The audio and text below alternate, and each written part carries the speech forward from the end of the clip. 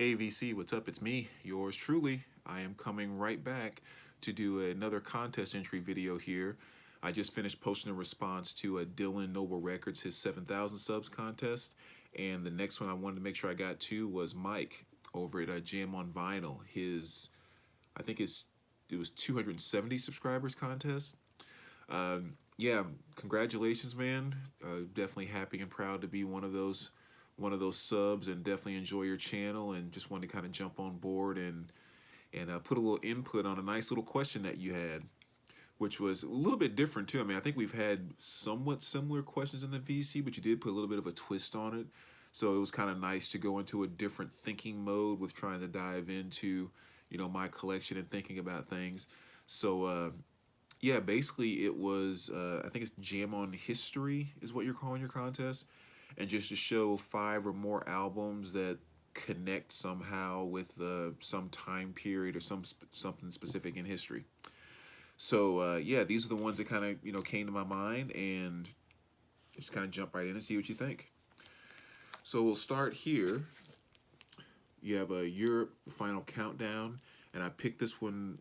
And I think more of these I did for songs and not kind of overall album concepts. But the song Cherokee was why I picked this one here.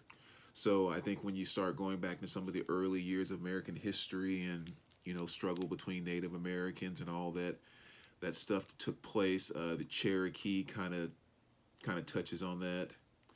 You could also kind of add in "Run to the Hills" by Iron Maiden, but I chose not to pull that one. But yeah, so Cherokee by Europe will be a great one to kind of talk about that time frame. And the reason I didn't pull "Run to the Hills" by Iron Maiden is because I decided to pull this one instead, which is "Somewhere in Time" by Iron Maiden. First Iron Maiden album I ever listened to. And this is a concept album, but the song that I'm pulling off of here is Alexander the Great, very last song on side two.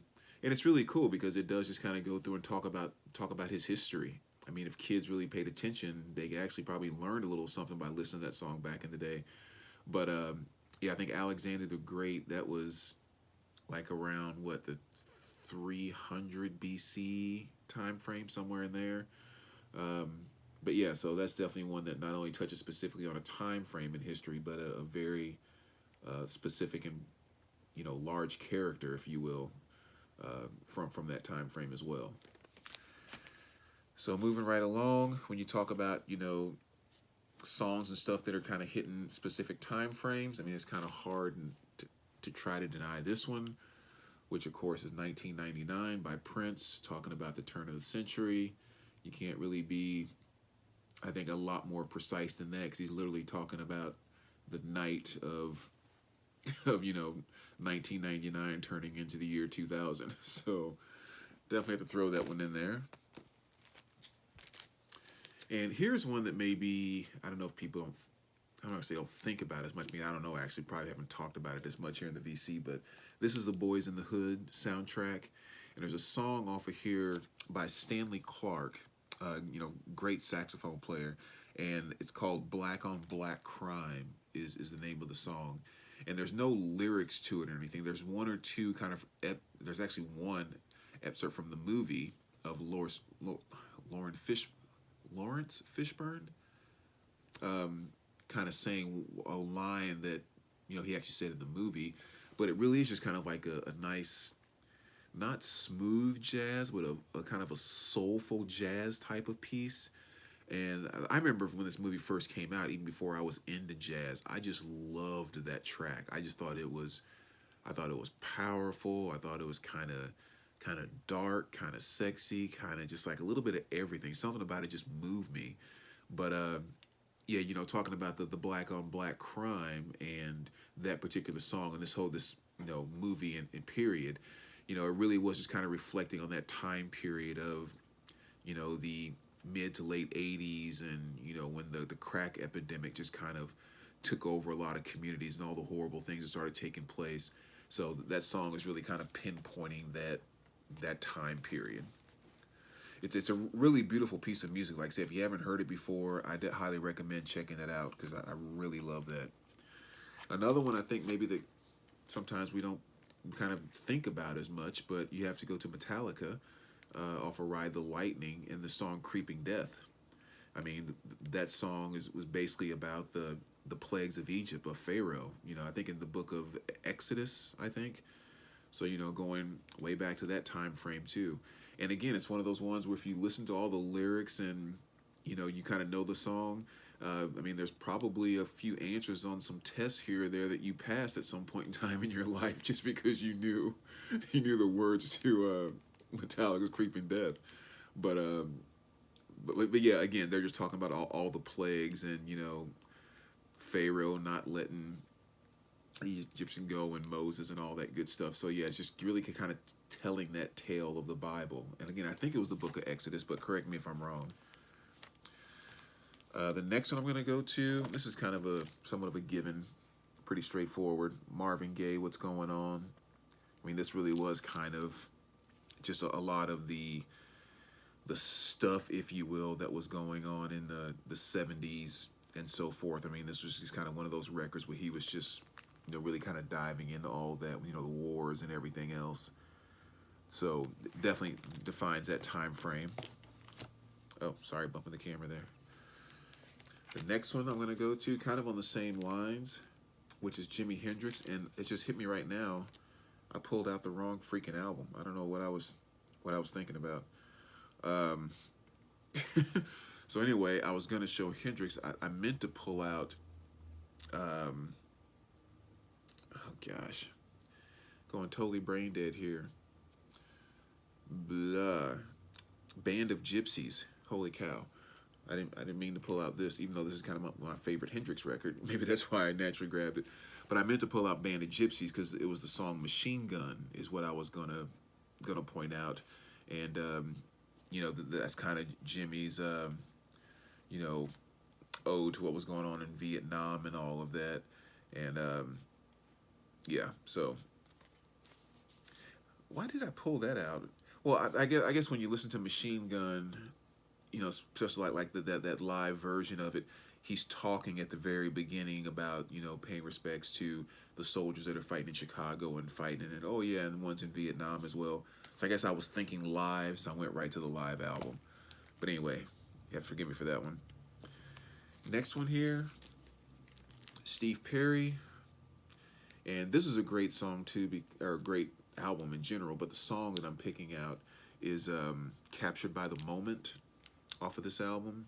Just street talk, and love Steve Perry. I think this was his first solo after he left Journey, I believe.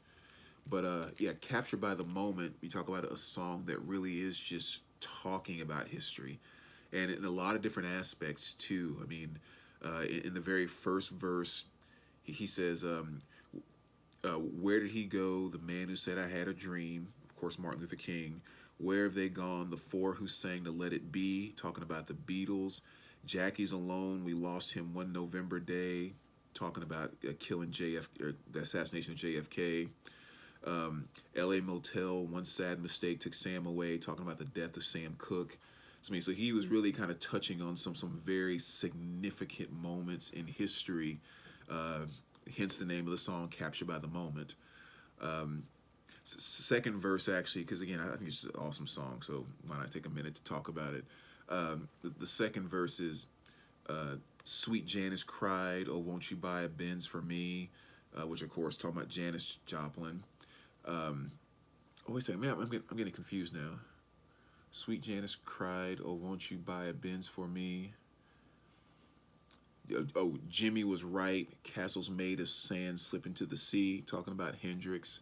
And then later he goes on to talk about Otis Redding. And so like I said, he was really just kind of talking about these great artists that we lost and these, you know, just kind of tough moments. And so when you talk about a song and history and all of that, I mean, that song was really laying out some very powerful points in history.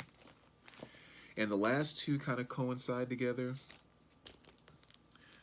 I'm going to go with Nina, 99 Red Luft Balloons, or 99 Red Balloons, depending on which version you have.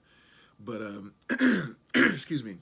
Yeah, and that song is kind of and this is from the 80s or whatever, but that song is definitely a reference to the nature and kind of the climate, if you will, of the Cold War. Excuse me. Because in essence, it's just about somebody releasing some red balloons, and the generals thinking it's missiles that are coming in, and so they're thinking about retaliating, and like they're getting their finger on the button and ready to kind of start a nuclear war because they mistake some balloons for missiles. Which is definitely kind of a a position and a kind of the nature we were in the Cold War. And so that's why I'm kind of also picking off of Rocky 4, going with the song Burning Heart, because it's kind of really expresses that exact same nature of just that dynamic of the Cold War. So those are some of the things that initially kind of popped right up when I was thinking about, points in history and things relating to points in history. And then the bonus question you had was to show like your favorite mono pressing. I really don't pay that much attention to mono or stereo until it comes to jazz. That's where I tend to be a little more picky about my mono and stereo. And so what I decided to show, which is actually kind of this whole box set, which is the John Coltrane Atlantic recordings in mono. So definitely love this set. And I really do just like my jazz more mono than stereo. I mean, I don't mind stereo with jazz if it's just kind of giving a little bit of spacing recognition. But when you have clear left channel, right channel, saxophone, piano, or whatever, I really don't like that. I don't know. Just something about it almost like, I mean, it's cool when you can hear each individual kind of doing their thing, but it takes away kind of the magic of the continuity for me, and I prefer most of my jazz in mono. So that's what I had to pick for my favorite mono albums. So there you go, Mike, man. Again, congratulations on the subs. Glad I got a chance to finally sit down and do a response to your video. Let me know what you think, and as always, we will talk to you soon. All right, take care, guys.